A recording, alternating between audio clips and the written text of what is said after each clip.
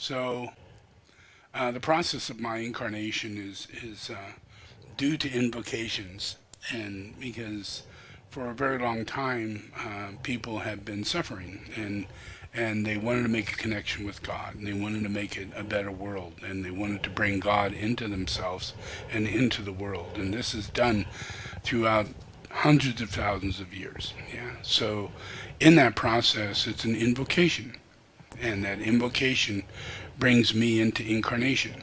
Yeah, so I've had incarnation for a very, very long time, and one of them was Jesus, and others were within Tibet, all as a reformer of bullshit that's going on at the time. Yeah, just, everybody's in charge. Everybody thinks they know what's going on, and all things is what it is. But when I get there, my view is very different. So I reform things and move things continuously in a continuous evolutionary spin, despite all the shit that we are all in. All of us are in this. Yeah. So this incarnation is based on many principles, and one of them is why the Tibetans came to pick me up, because they have a real problem. In America, we have a major problem. We can't tell the difference between good and evil. And we can follow people like Hitler, we can follow people like Mussolini, and yet those people who followed them, later on, they become our friends. They move to America. We all get to know each other. It's not because of them that they did what they did. It was because of a singular small group of people that were inherently evil. And they had psychic powers, and they had power over people's will.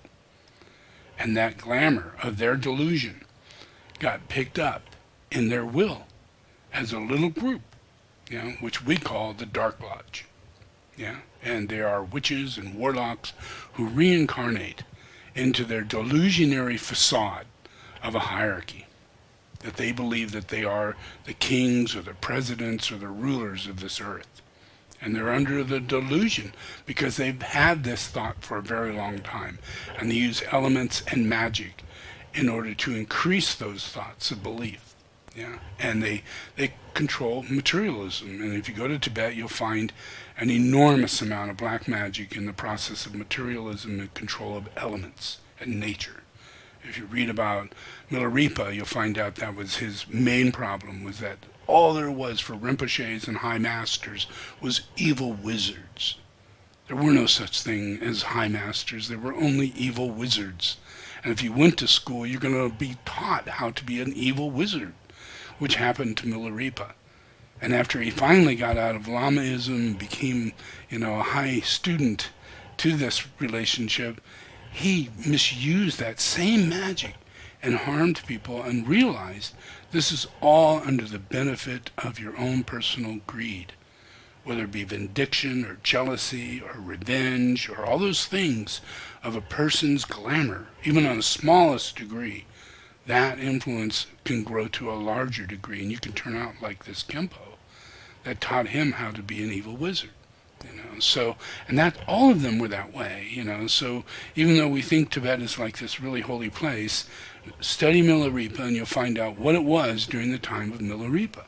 And Milarepa, was the incarnation of Buddha. He was one of my incarnations. So it's a very good tool for us to understand what was really going on in Tibet, rather than bullshit that comes from the Dalai Lama saying, "Oh, we don't kill flies," I'll tell you the truth, I don't to kill a fly, And the guy kills everything. Everything. Every living thing. Most people would never really want to hear this, but I can't help it. That's what I'm here for. That's why the Tibetans came to my house. So to help people better understand that, my brother, I got on video, and he was the only one in the room. He was the only one there, and he was like 15 years old. And he was fully cognizant of what the heck is going on. These are Tibetans sitting in our living room telling us that my brother is Jesus Christ, and that he's got to go back to Tibet, and he's got to do all these things. This is not a normal thing to happen in anybody's living room in LA. It was not a normal thing, but it happened. So I needed to helped verify that a bit, because it's a strange story. Even though Little Buddha came out and you got to see Little Buddha and Lama Dorje, but then you still in your mind you're thinking this is all just a fantasy of one of the many like golden child things, in the movie. Well, golden child's real. I'm the golden child. Yeah, Little Buddha's real. I'm Little Buddha. All the stories are true. Yeah, so this is my brother telling his version of what took place.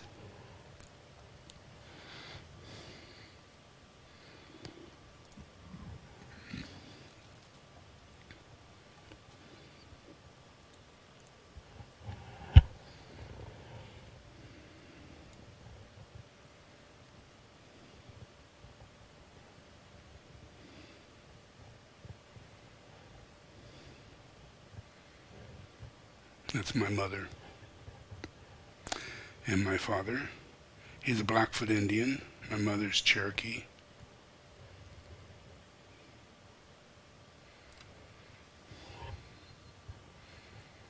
He got off. What was your, going back to the early years, what was your family's heritage, Native American heritage? Blackfoot and Cherokee.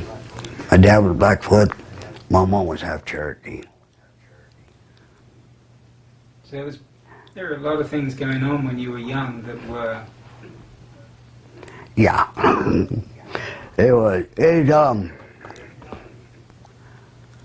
We weren't allowed to say we were Indian. Never mentioned being Indian.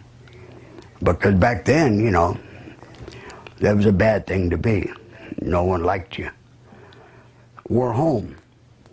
And these people come to the door, and they said, "Is my mother there?" And I says, "Yeah." "Your father?" I said, "He's in the back room. Come on in." We weren't allowed to let people in the house. I just told them, "Come on in." And said, "We're here to talk to you about your brother." And about that time, my folks come out in the living room and ran me up the hall to hold the other two kids back. And the conversation I heard was that they're here to come to take him back to Tibet to be educated. And my dad got upset about that. So what's wrong with the education here? Why would he want to go to Tibet? Because he's a chosen one, is the way they were putting it. And they were serious about taking him with them. And my folks, they just got fed up with it and ran him off. I didn't hear nothing else about that till a year later when they got a letter. And the letter stated that they're sorry that Buddha missed his opportunity to do this, and they'll check back in years, in the future. And as far as I know, they might have and might not have. You ever see the film Little Buddha? Yeah. Was that kind of like? Yeah. It was like that. That's when I first started thinking about this again, is when I seen that. And I thought, well, that's my brother. And it can't be because the time periods are all wrong in this. And I'm thinking, maybe that could have been him up there. Maybe it should have been. So when they came and they were talking to your folks, you were made to go away. And Yeah. I kept sneaking up the hall so I could hear it go from one door to the next, trying to hear what was going on. But they really shook my dad up.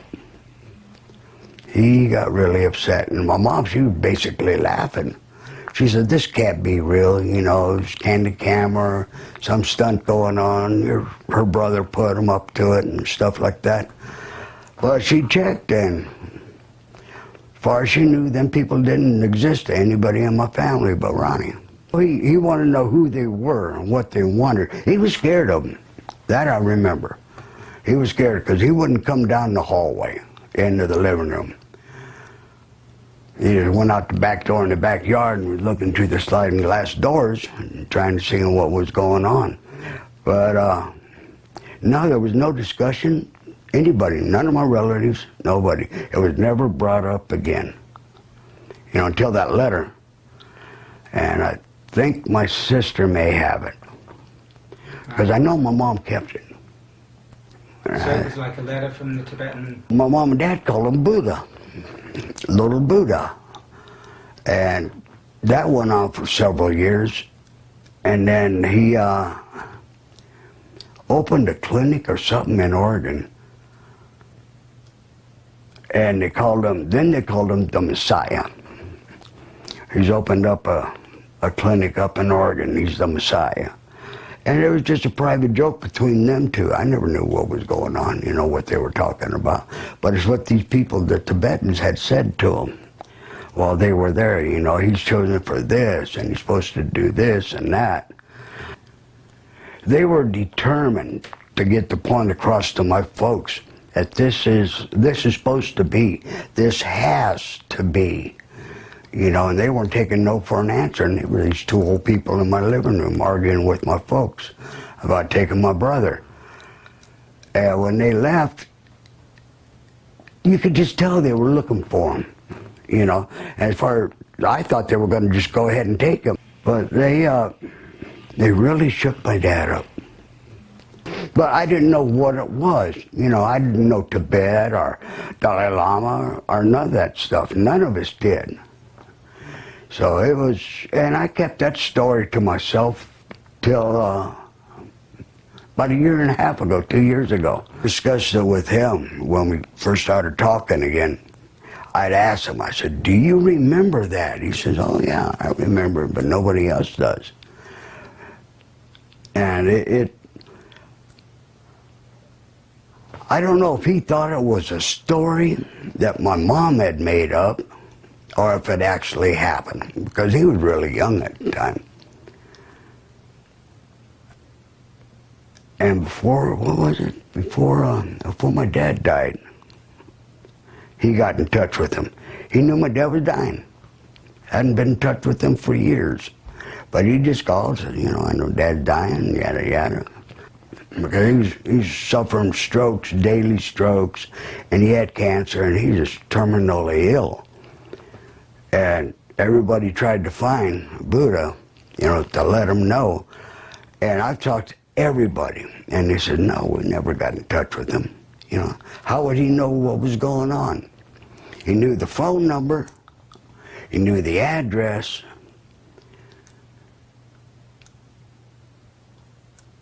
and what hospital he'd been in. He knew all three of them. I didn't even know them, you know. When you were younger, were there things that you remember about him being different? Yeah. Yeah. He was always different. He was always thinking. You know, he showed his intelligence way early, when he was like 12, 13 years old. He was able to do things that other people couldn't do. But if you asked him for a hammer or a screwdriver, he wouldn't know the difference between them. But you could talk about a constellation in the sky, and he'd know what you were talking about. You know, no one never knew how he knew what he knew. You know, that was strange. And he wanted a sitar. He wanted to learn how to play sitar. I just learned when the Beatles come out what a sitar was, you know, and he wanted one of them, wanted to learn how to play it. He's always been intelligent. He's always been thinking ahead. And that empathy, thinking about other people? Yeah. He always wanted to help people. You know, I think that's how he got hooked up with these people, the Tibetans that came, because he just, you know, he talked to anybody. He was happy, he was go-lucky, and if you seemed interesting, he'd go talk to you. You know, find out, you know, what you are, whatever. If he'd have gone that way into the Indian nations, he'd probably be the greatest chief ever. You know, come to visit me in Las Vegas once and tried to hook him up with a job, but he wanted to go grow grass, not smoking grass, but the kind you eat. That wheatgrass? Yeah. He'd crush it up, put it in little shot glass deals, and sell it to the health food stores. He was making a fortune. You know, and I said, "You're growing grass?" He says, "Yeah, try it." And it became a big thing in Las Vegas for a while. Everybody got health conscious. But he started that. I think he helped start the first, I think it was a holistic restaurant where they just served sandwiches on everything organic. And back then, back in the 70s, organic, you know, didn't exist. No, I ain't eating that, you know. Got to have the chemicals. That's when I learned the word holistic. Like the thing he does there in Kathmandu, he feeds the people. He feeds them, clothes them, houses them. He just amazes me. No matter what he does, it's gonna turn out right, and something good's gonna come out of it. He likes to help people. He cares about people, and he's a no bullshit guy. You know what he says, he means. And says this is gonna happen, it happened. And I said he just, when he talks, you listen. You want to hear more. You want to hear what he has to say. And he's always been that way. Always held a conversation in a group of people. Everybody would eventually be around him.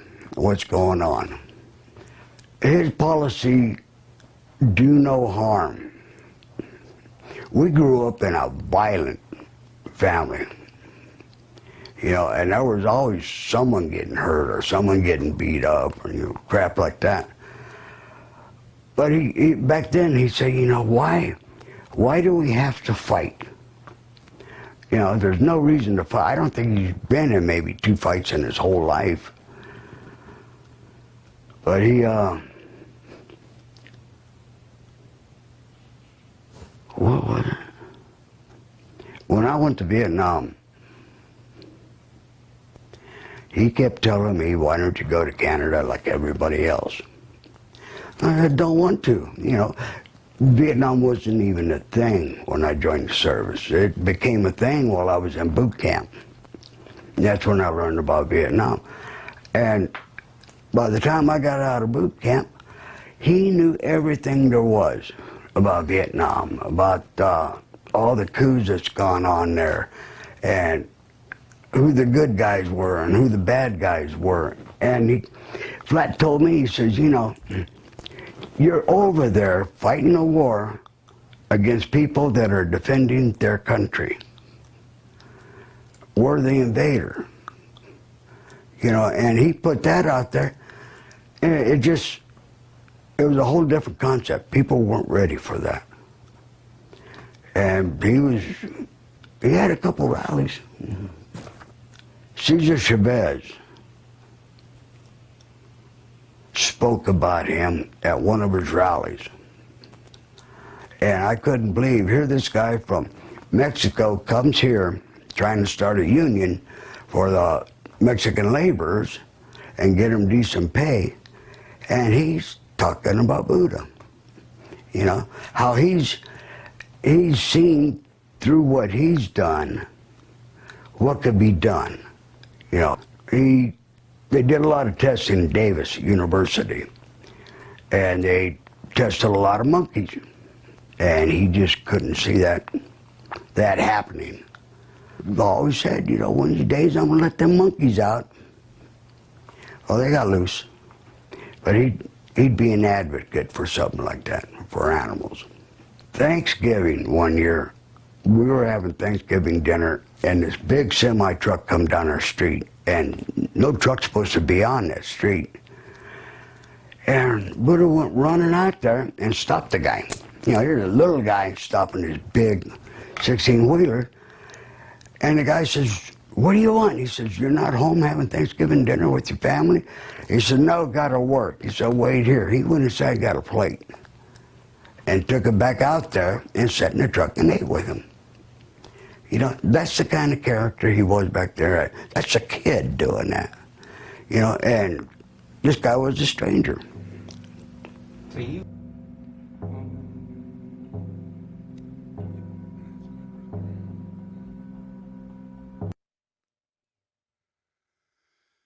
So those Tibetans, when they got to the house, they made a lot of, it really shocked everybody, and all my neighbors and all my relatives, because my mom and dad is asking everybody, did you do this? Did you send these people? What kind of joke is this going on? And then everybody denied, so then they're all going, what really was going on? What really happened there? So throughout time, it became kind of a family joke, of, Ronnie's Buddha, he's the Messiah, he's the incarnation of Jesus Christ, that would be things that would be said amongst my family as I evolved into the person I became and continued doing things that were really radically weird, in everybody's mind. There wasn't anything that I did that was normal. Is off. Oh, my microphone is off. Thanks. Okay, now my microphone is on. How's that? Is that better? I think so. It takes a while before. Okay. How's that? Is that better? Is it worse? Worse or better? Anything? No, they're not getting it. No audio? I think it's just the delay. We have 30 seconds delay. Okay. So my entire brother's thing didn't get hurt? It's fine. Yeah, That was fine. Okay, so just my microphone. All right, so I'm going to go on, and hopefully you can hear what I'm saying. Okay, good. So I'm going to carry on, and the focus of this is to try and help you understand. I'm here, and that's a big thing. Yeah, but yet I'm turning 69 years old, and you're not aware that I'm here. So a lot of time has passed, and we haven't had much fun together. I'm a guy to have fun with. I'm creating this world to be a better world you're not asking for. And you're having fun in this world because of me. This is my world, my party, my world. Yeah? So I've got a lot of good people out there, new groups of world servers that are out there building this world in my mind, the way I see it. It's called the plan. It's a working out of the plan. There is a plan, and I know that plan. That plan is fostered for a long time since my birth. So we are at a point in time, the year 2020, we're at a point in time where my plan is in a state of manifestation. Yeah. So we have all kinds of things. We're going back to the moon. We're going back into space. We're not being done just by NASA. We're real large mass of people who are inventors, creators, and really good at what we're doing. Yeah. So we're changing the world. We're saving the world. Humanity is not corporations, but humanity. People who buy the electric cars are saving the world. Yeah. So it's a mass group thing. And that's my thing. That's what I'm doing. But these Tibetans came because there is a major problem inside of society, and no one's talking about it because they're afraid of the devil. People are scared of the devil, and they have good reason to be afraid of the devil. Yeah, because they lock you up while you're alive in a state of depression, in a dark state of illusion and confusion and self-torment. Yeah, everybody suffers this sort of thing. Yeah, even the best of the best, the wisest of the wise. Even our greatest comedians hang themselves because of this. Yeah, imagine all these wonderful people we lose every year hanging themselves. Yeah, and they're creative people who have strong souls that need to move forward, but they're up against a wall. And it's the wall of these people that are the delusionary, false messiahs, out in this world. So I'm here to help explain and move forward the ability for us to receive the light, not only for me to help save this world, but to help awaken this world, so that we redeem ourselves by being able to see right from wrong. People who are really not right at all, Yeah, they're going to be seen, and their process of their lives, many of their lives, will come back as a karmic readjustment. And that'll heal the nations, it'll heal the whole world.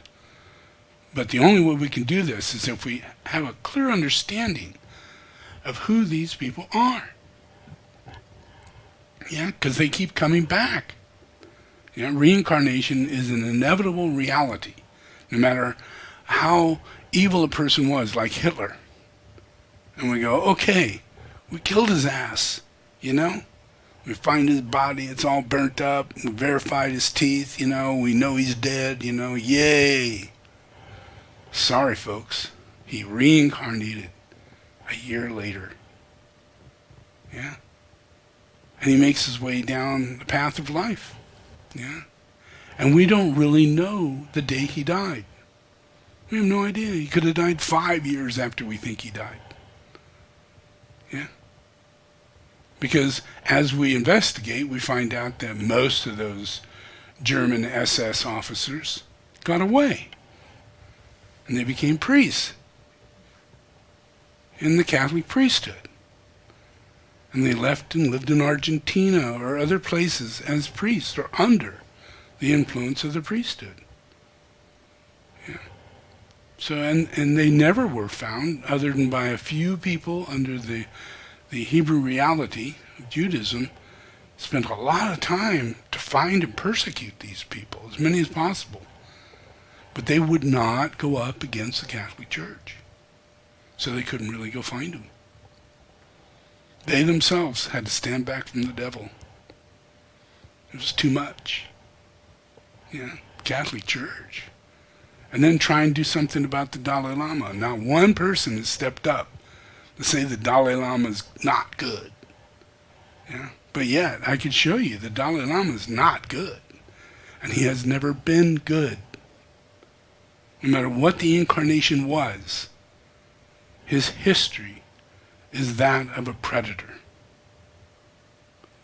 Yeah, a person who's not the right person to be in the office, literally kicks out the actual person who was positioned for that office, and takes that position, and lies about it knowingly.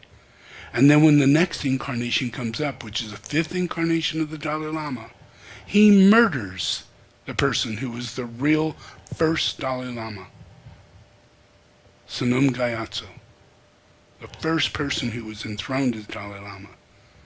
Yeah? And he reincarnates later as Dorje Jungden, yeah? Who's given position as a young child to be Dalai Lama. But he was taken off that throne so that this other kid could be put in, because he was recognized by his followers as the previous incarnation of the fake Dalai Lama. Yeah. You know, so there's a real problem in Tibetan Buddhism people don't know about. And they're killing Buddha. They're killing Buddha. Every time Buddha incarnates, they find him and kill him. So there's been at least 7 incarnations of a person who's taken the position as Dalai Lama as a child, who was Buddha, me, and was murdered before they're 21 years old. I was murdered at 10 years old, I was murdered at 15 years old, I was murdered at 20 years old, 7 times. Yeah? And never, ever, ever get to live out that life. Yeah? So most of the times I'm disincarnated. Yeah? As Dorje Jungden, I'm made illegal to be found to be reincarnated. Yeah? Illegal. Imagine. Here you are, you're in the system of reincarnates, a group of people who actually reincarnate. They're expected. And I'm the leading person, Dorje Jungden, and I'm murdered by the Dalai Lama. And now it's illegal for me to reincarnate. And even today, he has sanctioned any incarnation or any pledge of allegiance or any form of meditation or prayer to Dorje Jungden. You should be murdered. You should be kicked out of society. You should be banned from any affiliation to the Dalai Lama group. Yeah? And you think, wow, you know, I'm like really wild saying shit like this. Dalai Lama's never done anything like that. But it's not true. Just read a little bit and you'll find out. in the Dorje Chungden situation, the Dalai Lama is 100% involved in erasing Dorje Chungden right here and now, in this life, before he leaves this body. He is making it illegal for every living person who has been Tibetan to pray to the next incarnated Buddha, when they knew Dorje Chungden was Buddha. Yeah? And he was the protector of Tibet all the way till 1992. The entire protector of Tibet. The lineage head of Tsongkhapa, the leader of over the Dalai Lama. Yeah? All of that, this guy's trying to erase. And what he's saying is that it is all in league with the devil. If you practice this, you're going to go to hell. That's what he's saying. He willfully says that. So here's his thing of his effect. Oh, great. I have to find it again. Okay. My hard drive. The hard drives need to go in and out.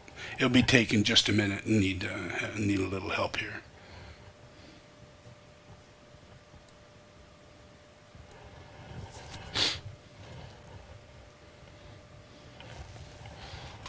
Yeah, just as quick as you can. All the hard drives.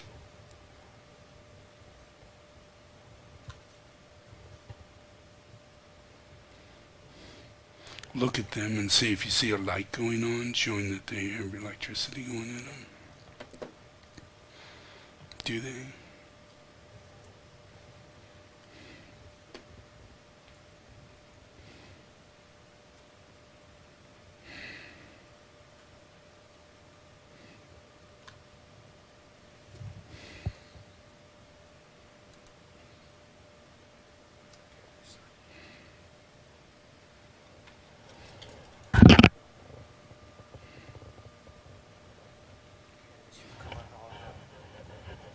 Okay. Nope. Alright, so I need to try and find it. Part 2.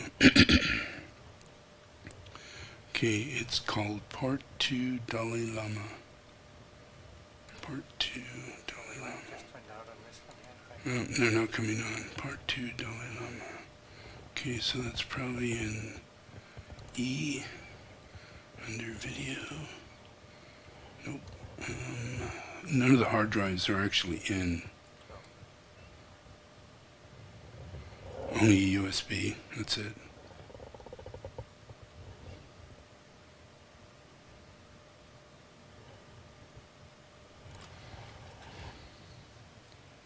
Move them around to other USBs that might be faster, because it may require faster.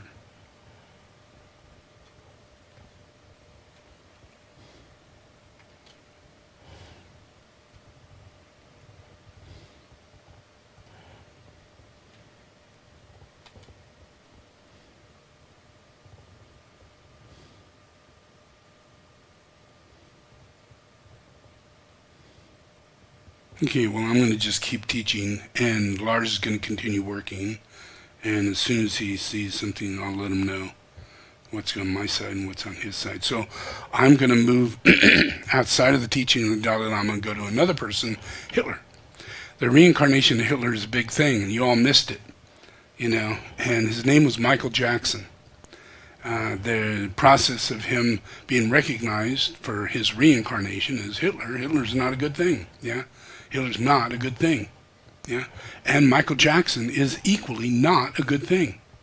He's as evil and has destroyed as many lives as Hitler did. You may think he didn't, but he did. He ravaged the soul of many children, making him and all of them think that he was a saint, maybe Archangel Michael, maybe a Messiah. Yeah, someone you could truly trust, someone you could truly give energy to. Yeah, but he was a liar. Yeah, he was a pervert.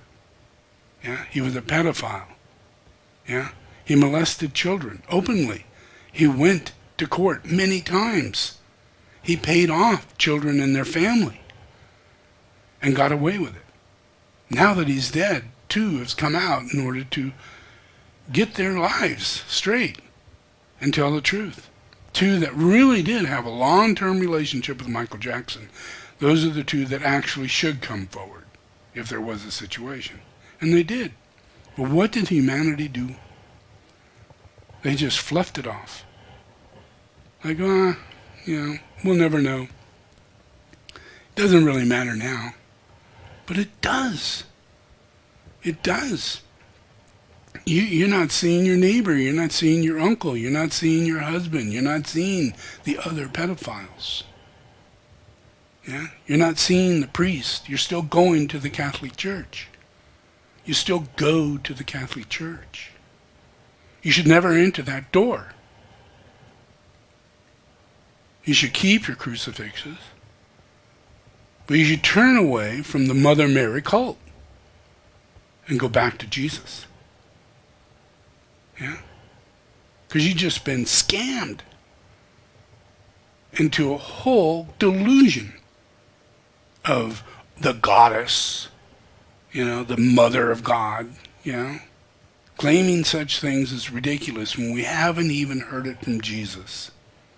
Jesus has not returned or told anybody what's up, and yet they make up all this shit, creating a cult that you follow. And you really give so much credence to it, and it allows them to blind you to the fact that they're demons. Walking around as priests, raping little boys by the hundreds and hundreds of thousands. I mean, raping them big time. Yeah? Whole schools. Yeah? All the cute little boys in the neighborhood. Yeah? These are boys again. And yet, what's the deal, folks? How come we're not standing up for these boys and we're really willing to listen to this feminist bullshit lie that something's going on that's not? It's a cover-up. It's keeping us from recognizing where real evil does sit. And it comes through lies and illusion, deception and corruption. Yeah. The whole feminist movement is to allow an acceptance toward homosexuality. An acceptance toward whatever gender we want to take, T, G, M, B, Y, K, L, T, whatever it is. We can make it up, because this is a totally ungodded, God scenario. We see movies, God is dead. Everybody in the movie is saying, yeah, God's dead. The movie's all about God being dead. Only one person out of the group says, no, I don't actually think so. Some movies based around that one person standing up amongst a whole church or a whole community or even legality. Whether or not you have a legal right to say Jesus Christ in a classroom. There's only one God. You can name all the religions you want, but they have nothing to do with the truth. The truth is leads you one God. And yet in this process, we're all being kept away, all the way to the point of that. And that's where this process comes in. To where we put our mind and our laws to make legal rights for ungodliness. Make it totally illegal to go against a person who goes against God. Yeah. It doesn't matter if they're going to kill someone, it doesn't matter if they're going to change their gender, it doesn't matter what they're doing or whether they're psychologically manipulating or perverting children to follow this belief system.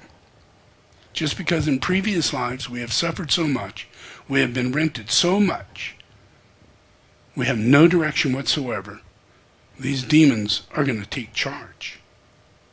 And they're going to make sure that you defile yourself to the greatest degree while you're in this life. With tattoos and a gender change or 2 or 3 or 4. Yeah. and then suicide. And you leave that shit behind. Everybody's got to take it on.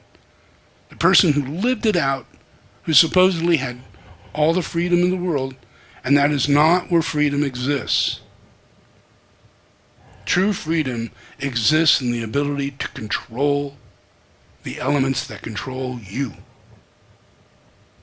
And those elements, can bring us to an enormous deluded state. For clarity reasons, I'm giving this teaching. Yeah.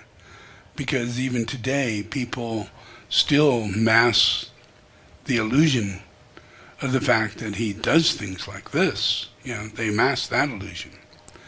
But what about the reality that he was Hitler? Are we going to have him come back over and over and over again? What's his next game? Who's he going to harm? How many is he going to harm?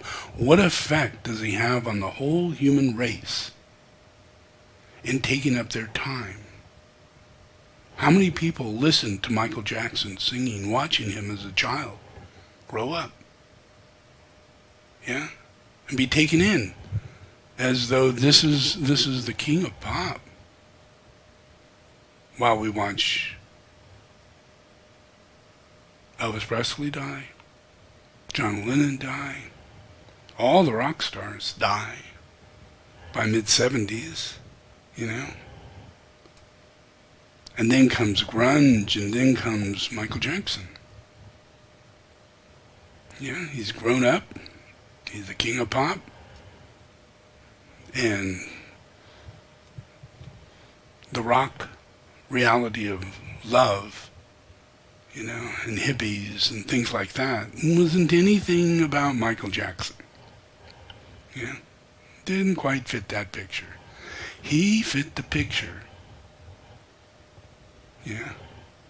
of the devil. He even called himself and thought of himself as Pan, Peter Pan. Now, if you study who the heck is Peter Pan is a half animal, half human being, goat-like being called Pan. And he plays a flute or a clarinet or some kind of instrument in order to bring children to him. So he's a seducer of the lower nature of mankind.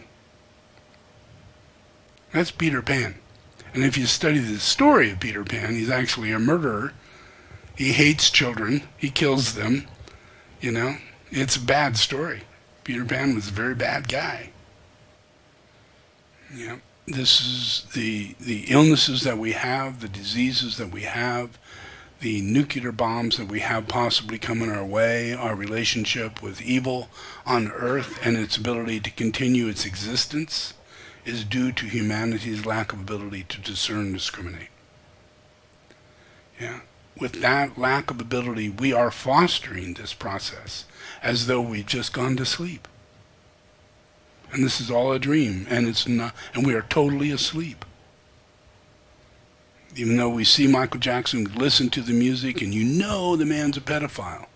But if you hear him on the radio, are you going to turn it off? You don't hear him on the radio too much anymore. But we still need to come to discern. We have to come to discern. We have to deal with the Pope. We have to deal with the Dalai Lama. Yeah? We have to deal with these things. We have to know that these things are wrong. You have to study about Dorje Chungden. You have to find out that the Dalai Lama is killing people. Killing people. Everything that you find wrong about this virus is the same thing the Dalai Lama has done to Tibetan people. He's made them isolate themselves in fear. And that if they claim to know, pray, or have any involvement with Dorje Chungden, they're to be ousted, like they have a virus. Like it'd be spread over to you. You could be cursed by it. That's what the Dalai Lama says. So he's literally telling all the people of Tibet, the people next to you are viruses, and they're going to take you to hell. And being in such an elaborate cult, it's really hard to get out of a cult when you're not the real teacher, and you're just a bunch of people hoping to find their way through darkness. Yeah. Yeah. So the same problem is with the Pope, same problem is with the Dalai Lama, the same problem is in most of Christian reality. Yeah. The fake healers, the fake people, all the money gathering and all their richness. Yeah.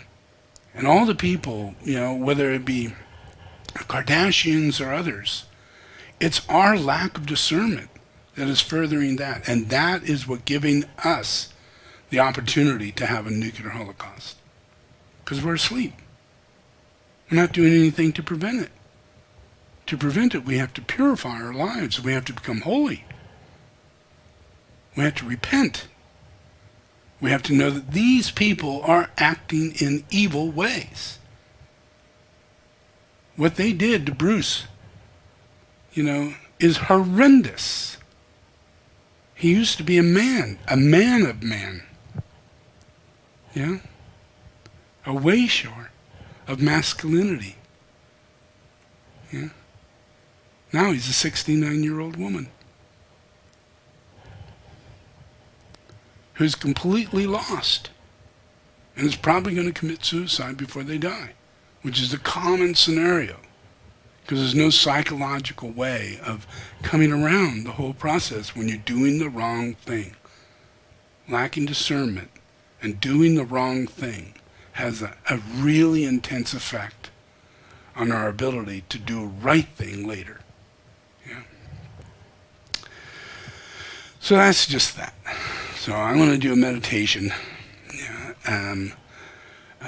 Mainly, it's an invocation.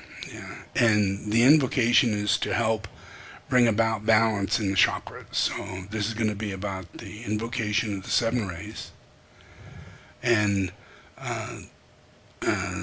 it's going to last probably about 20 minutes, but I'm going to go beyond that, and we're going to do the drum for about 5 minutes. And that'll be, in myself, the drum is an invocation of devas, invoking devas into our presence, and helping to bring about harmonic relationship to elemental nature.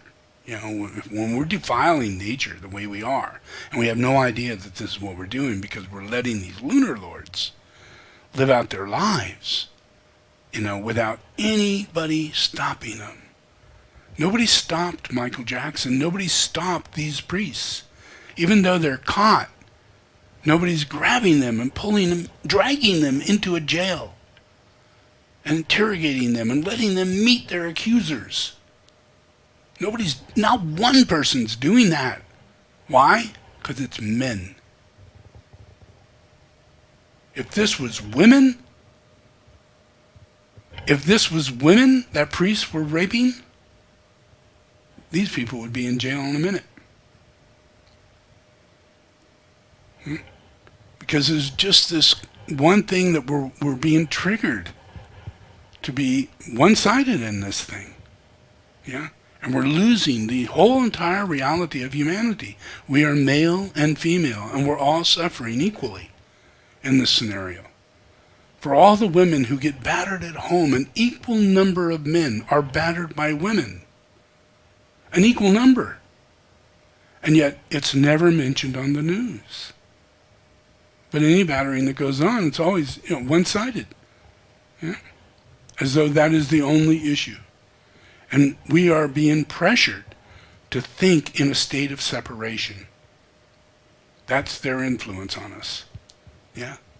So as long as we delve into the possibility, that they're good without using our discernment and discrimination, we're going to lose our discernment and discrimination of right relationship.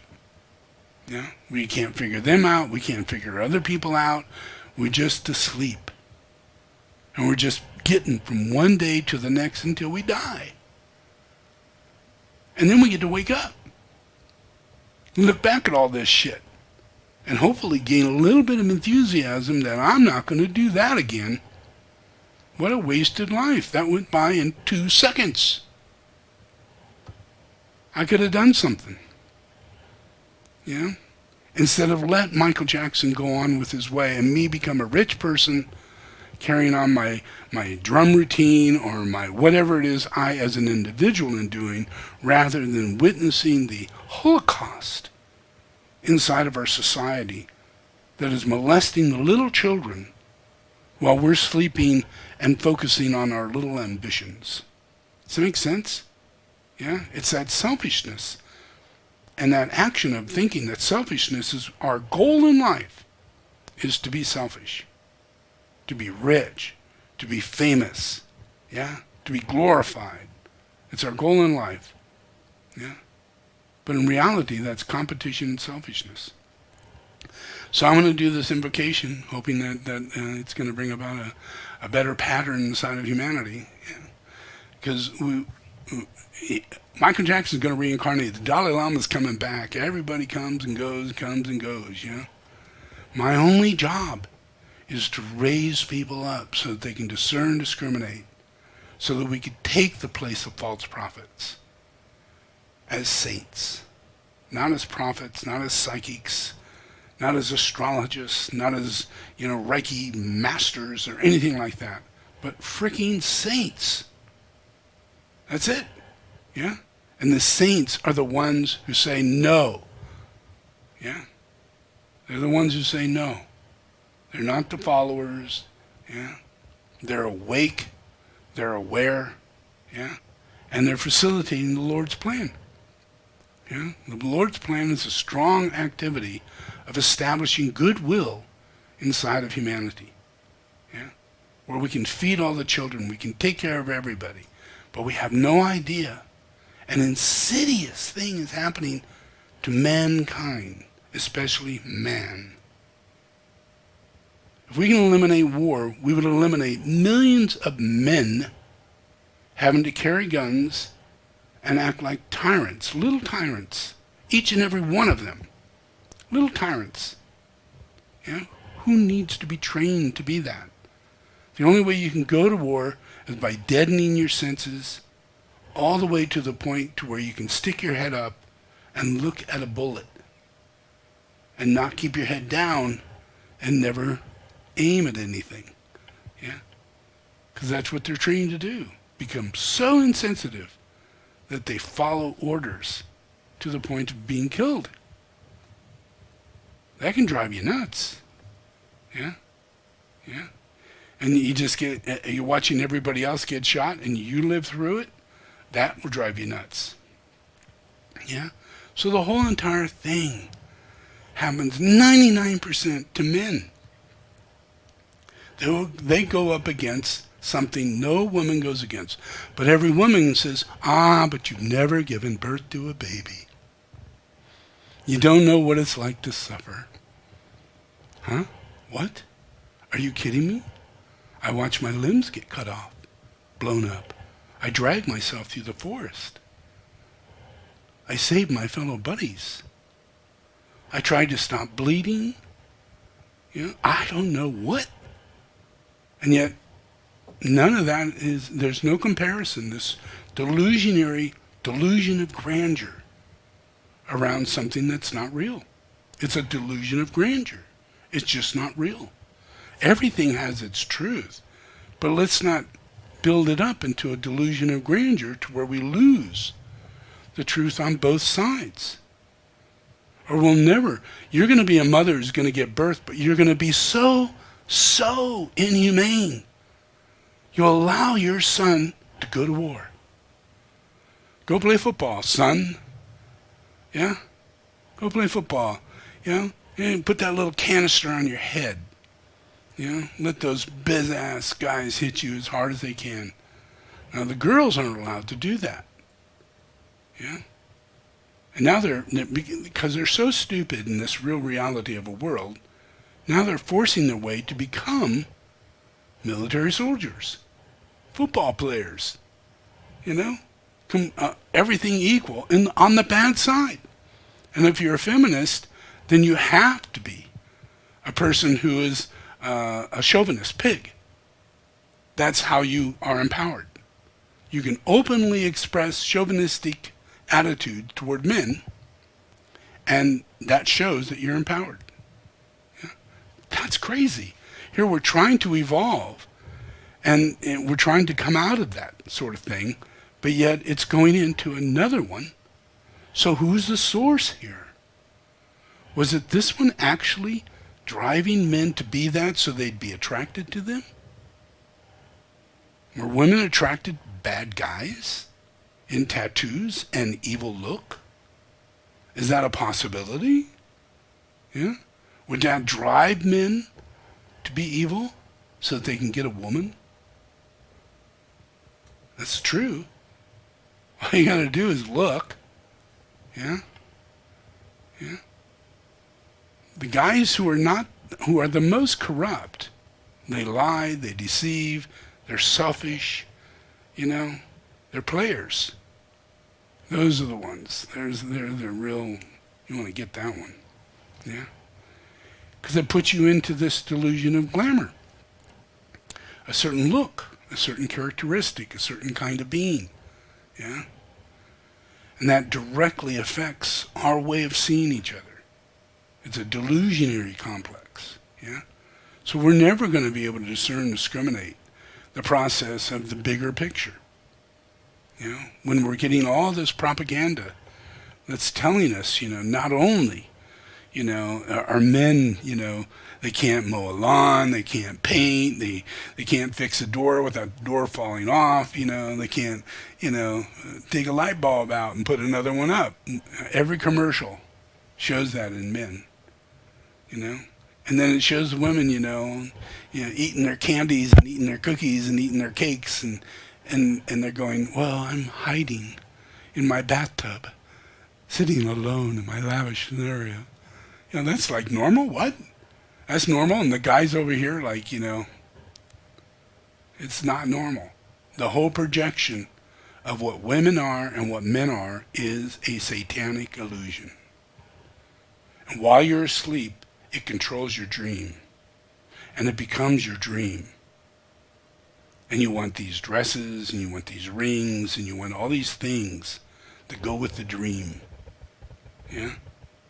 And that dream is what keeps, all these demons keep reincarnating to fulfill our dream. Yeah? Because we're never going to be queen, so we need a queen in order to see a queen. Yeah? You don't want the queen to ever go away because you want to have your kingdom. England would never be a kingdom anymore.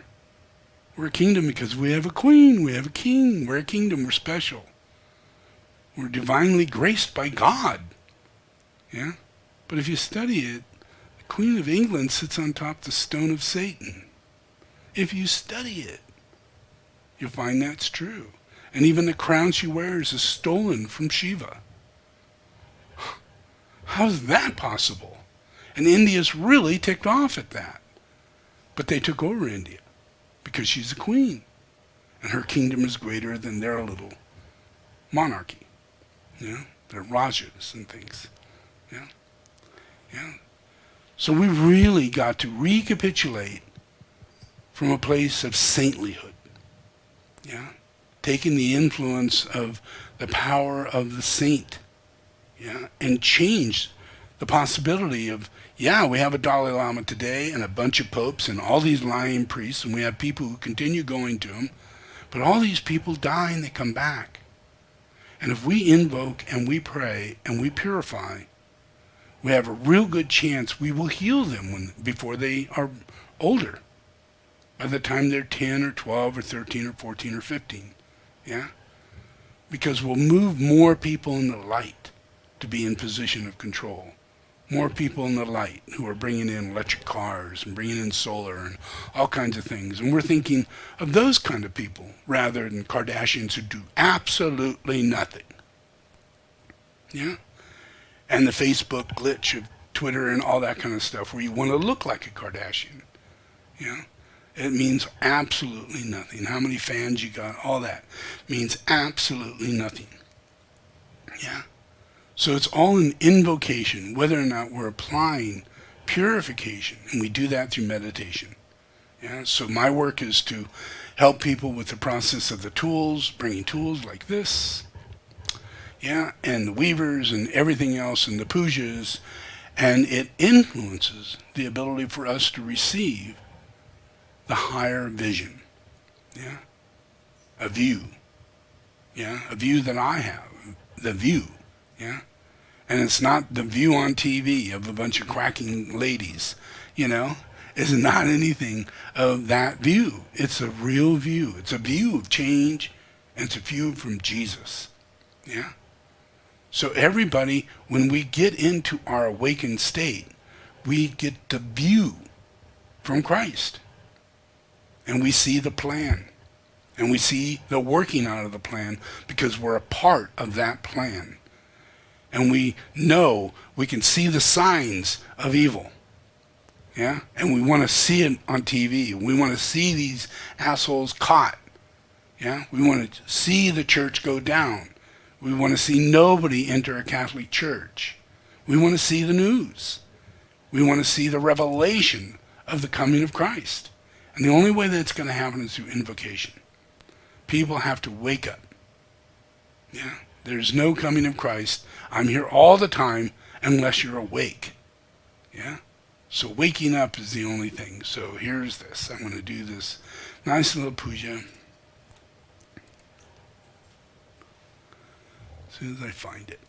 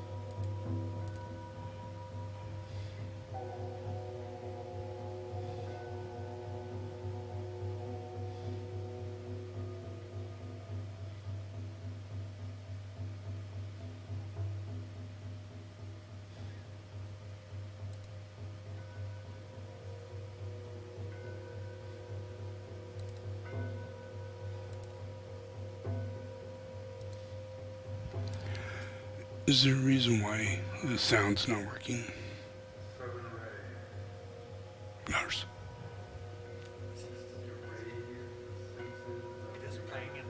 Yes, but it's not out there. Okay, I'm going to turn it off now, and we'll get back to it in just a second.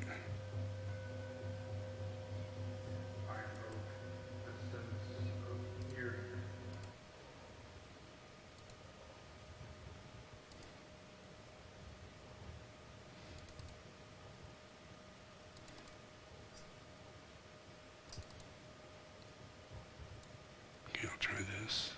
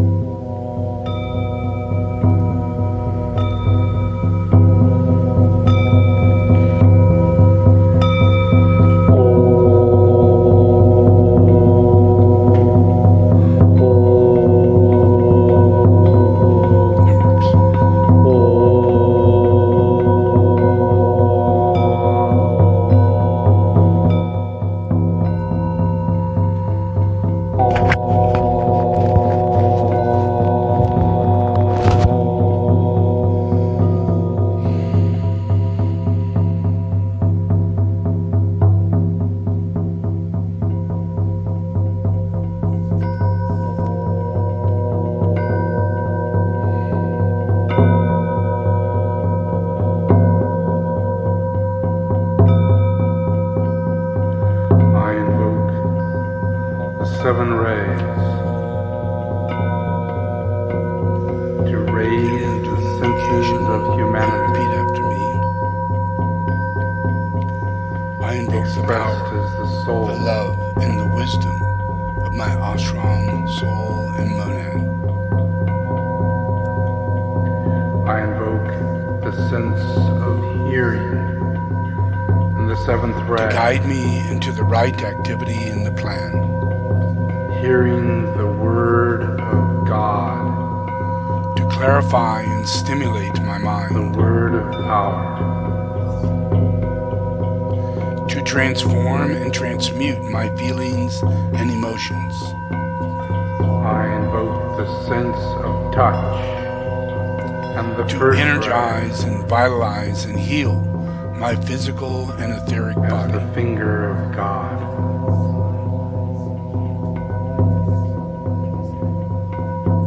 So there is a normal flow of energy in my physical and etheric body. The sense of sight as the third ray, Through this day as and the eye every of day, God. I ask this in the name of the Christ to serve the One.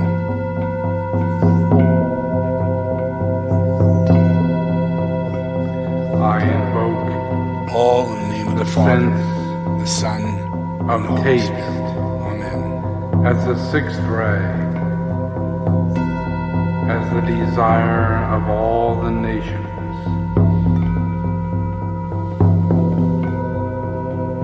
Okay, take a deep breath. I invoke the sense of smell as the fourth ray, the beauty of revelation.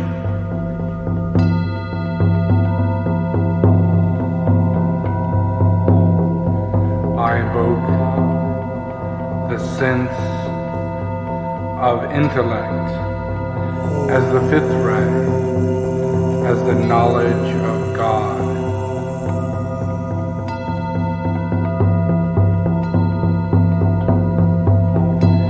I invoke the sense of intuition as the second ray, the understanding of God.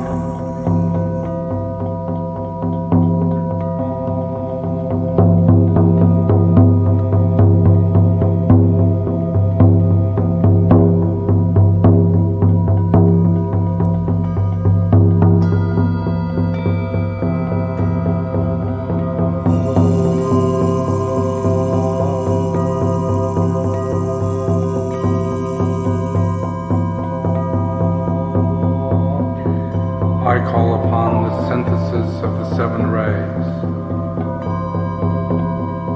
to be expressed through your personality.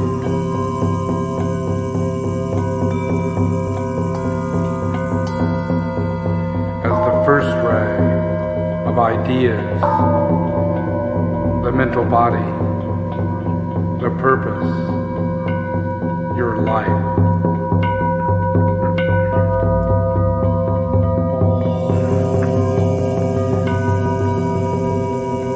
Second ray of ideals, the astral body and your quality.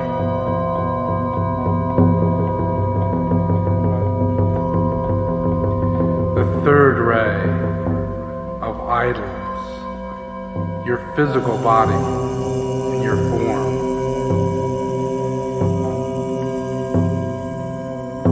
The fourth ray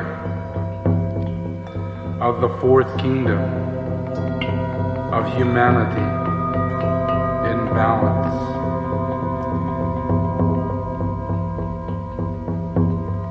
The fifth ray, the third kingdom, the animals.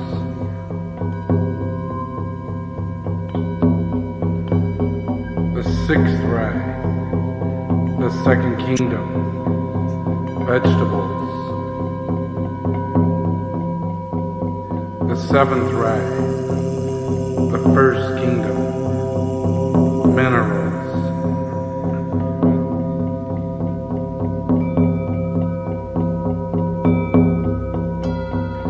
I call upon the relationships of all the kingdoms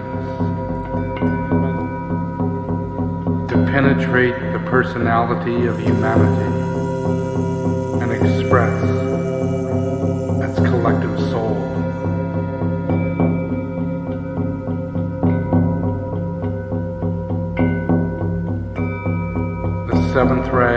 forced ray as the mineral kingdom.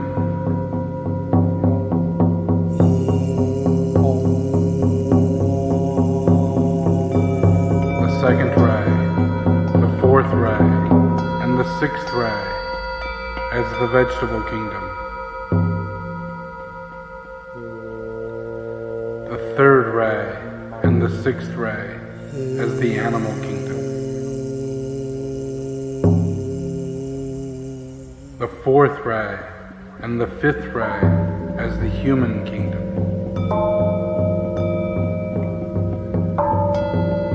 The fifth ray and the second ray as the egoic soul.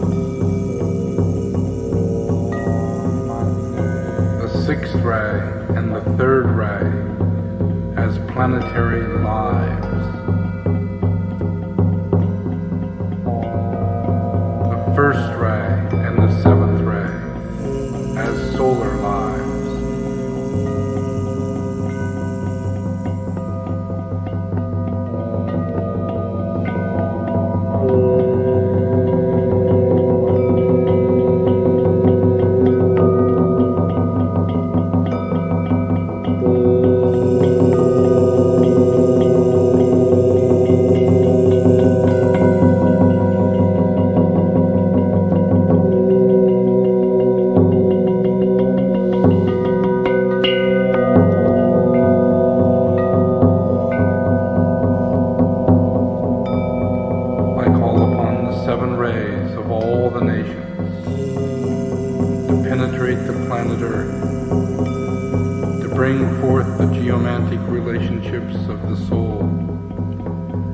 Integrate the egoic ray and the personality ray of each nation, and to express its true expression, to make manifest peace on earth as one living body of God.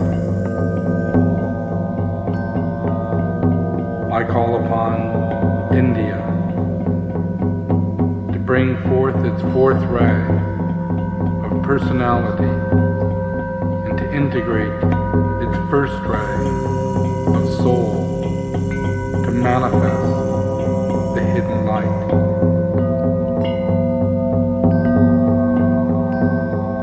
I invoke China to bring forth its third ray personality, to integrate its egoic soul into its first ray, to manifest as the indication of the way. I invoke Germany to bring forth its first ray of personality, to integrate its egoic soul of fourth ray, to preserve the truth. I invoke France and its third ray personality, to integrate its fifth ray of egoic soul, to release the light. I invoke Great Britain and its first ray personality, second ray egoic soul, to bring forth its service. I invoke Italy and its fourth ray personality, to integrate its sixth ray soul, to carve the two paths. I invoke the United States and its sixth ray personality, to integrate its second ray soul, to light the way. I invoke Russia and its sixth ray personality, to integrate its seventh ray soul, to link the two ways. I invoke invoke Australia and its fifth ray personality to integrate its fourth ray soul and serve the lighted way. I invoke Spain and its seventh ray personality to integrate its sixth ray soul to disperse the clouds. I invoke Brazil and its second ray personality to integrate its fourth ray soul to hide the sea. I invoke the entity of this planet, the planetary locus, to incarnate the life and the beingness of this planet. I invoke the expression of the second ray force into both the personality and the egoic rays of the nation, and the personality of the egoic ray of humanity, to fuse itself and its light into its healing process. I invoke the esoteric law of solar energy to make manifest the cosmic force of light, love, and peace.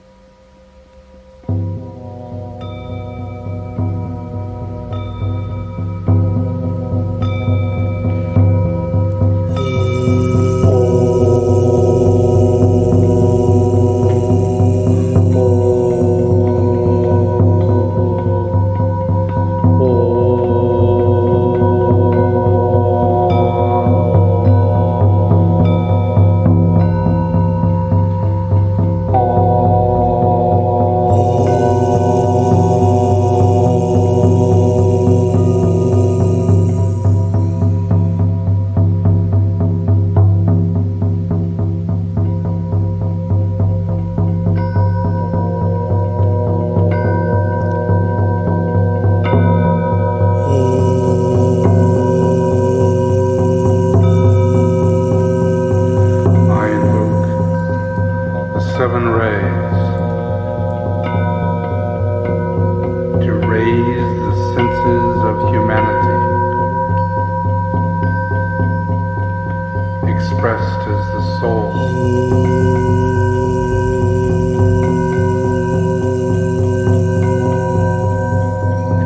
I invoke the sense of hearing in the seventh ray, hearing the word of God, the word of power.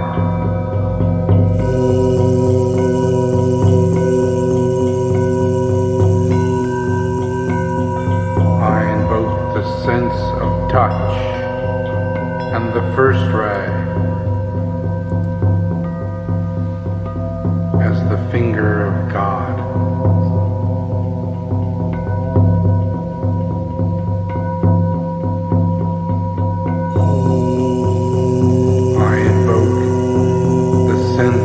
Sight as the third ray, as the eye of God.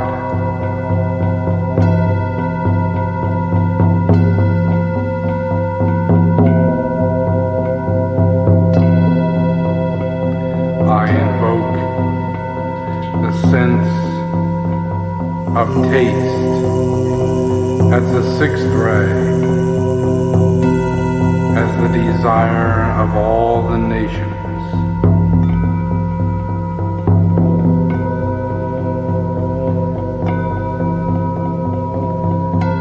I invoke the sense of smell as the fourth ray, the beauty of revelation.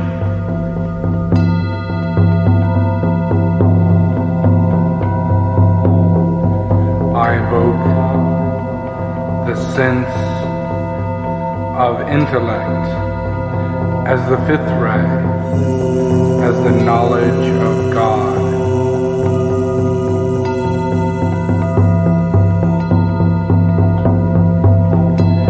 I invoke the sense of intuition as the second ray,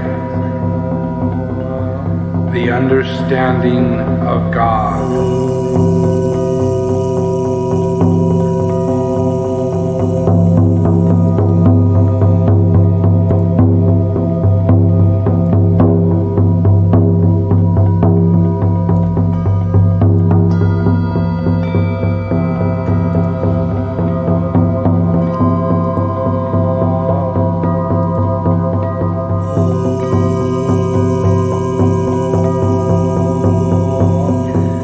I call upon the synthesis of the seven rays to be expressed through your personality.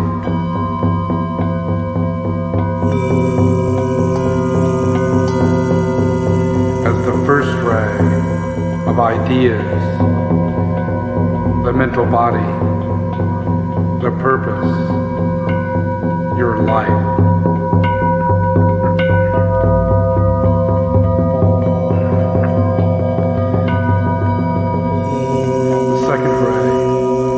Of ideals, the astral body, and your quality.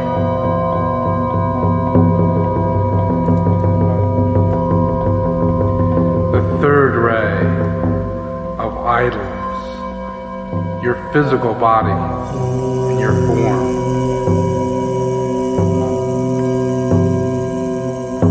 The fourth ray of the fourth kingdom, of humanity in balance.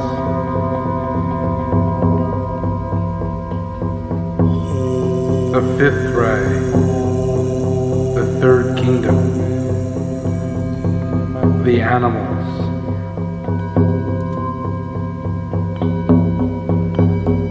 The sixth ray, the second kingdom, vegetables.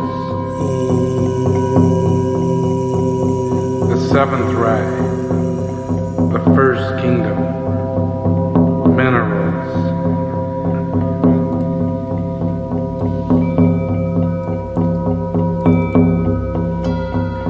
I call upon the relationships of all the kingdoms to penetrate the personality of humanity and express its collective soul.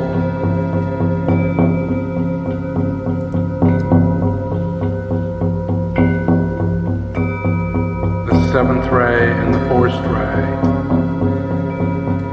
as the mineral kingdom.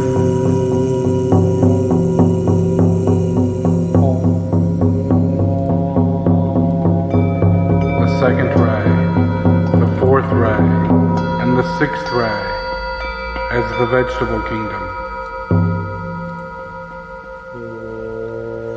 The third ray and the sixth ray as the animal kingdom. The fourth ray and the fifth ray as the human kingdom.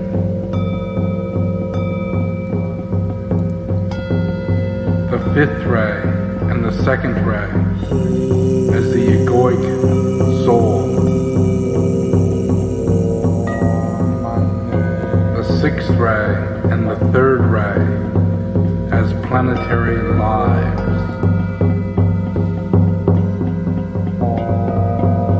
First ray and the seventh ray as solar lives.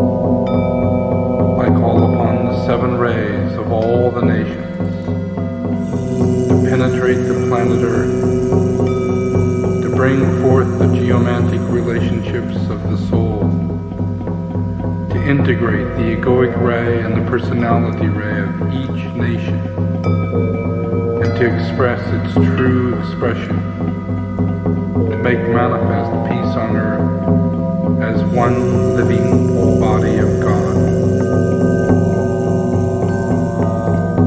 I call upon India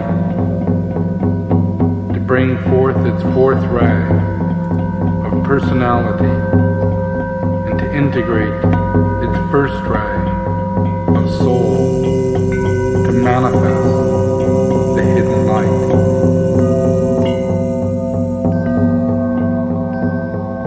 I invoke China to bring forth its third ray personality, to integrate its egoic soul into its first ray, to manifest as the indication of the way. I invoke Germany to bring forth its first ray of personality, to integrate its egoic soul of fourth ray, to preserve the truth. I invoke France and its third ray personality to integrate its fifth ray of egoic soul to release the light. I invoke Great Britain and its first ray personality and its second ray egoic soul to bring forth its service. I invoke Italy and its fourth ray personality to integrate its sixth ray soul to carve the two paths. I invoke the United States and its sixth ray personality to integrate its second ray soul to light the way. I invoke Russia and its sixth ray personality to integrate its seventh ray soul to link the two ways.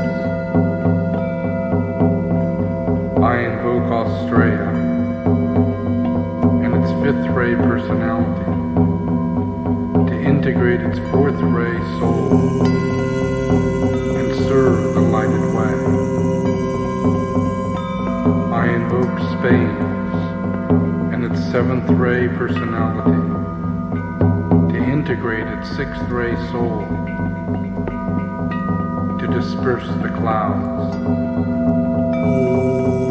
I invoke Brazil and its second ray personality to integrate its fourth ray soul to hide the sea. I invoke the entity of this planet, the planetary logos, to incarnate the light and the beingness of this planet. I invoke the expression of the second ray force into both the personality and the egoic rays of the nation, and the personality of the egoic ray of humanity, to fuse itself and its light into its healing process. I invoke the esoteric law of solar energy to make manifest the cosmic force of light, love, and peace.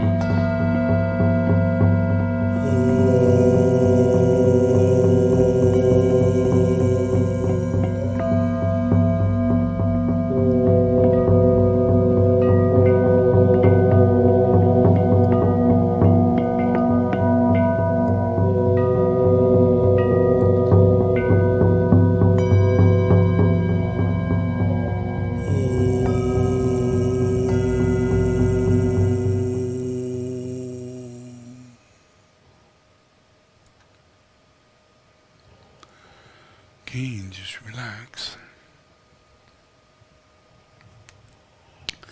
Okay, and just play a little bit of drum.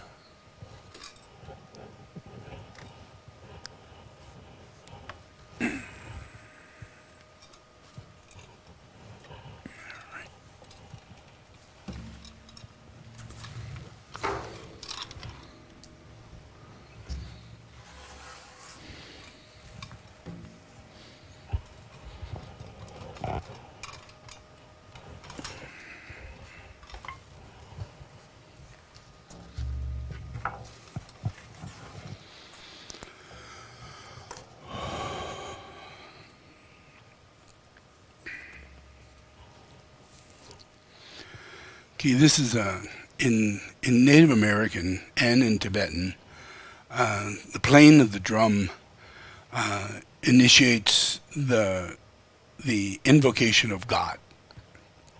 So when we're playing a drum on the mountaintop or in the valley over a stream, we're doing that in order to invoke the God of all things to come close.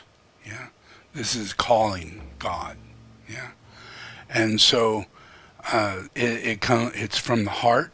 Yeah, it's a beat that comes from the heart. It comes from the base chakra, and it comes from the will of God. So it's like a communication system between earth and God. Yeah, so it's God's drum song. It's the drum song that I'm pretty well known for. It's in a lot of my teaching of invocations in ancient times about Maitreya and Maitreya playing his drum song. So this is what I do. I play instruments and I do invocations to help angels awaken and stay alive and keep them vitality so that they can further this process and incarnate in you as your real true self. But it's my job to keep them alive while you're asleep. So and the earth is going through a horrible scenario and we can't have you asleep anymore. So it's really important that everybody takes the time to meditate, and if they can find soul therapy, go there. And if they can become involved with anything that I'm doing, you will not be harmed, you will not be misled, you will not be misdirected. Nothing weird is actually going on with what I do. So if you become involved in that, you'll find yourself a much purer person, and all your friends, all your relationships will get purer. Your whole city will get purer just by having a relationship with me and taking on the things that I recommend to do. Your way you eat, the way you behave, how you sleep, how you relate to other people, the things we do. But mainly, become spiritual and bring spirituality into your life. Yeah. So I do invocation. So just relax.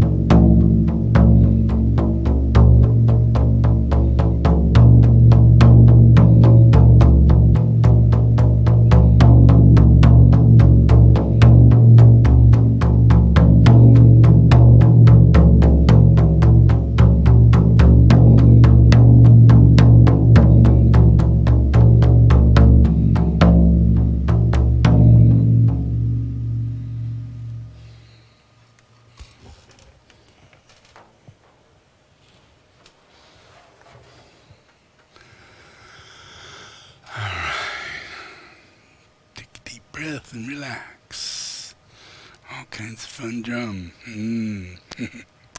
All right. So these teachings are meant for the lunar lords. They're meant to hit them where it hurts, in your ignorance. Yeah. This is the death of ignorance. Yeah.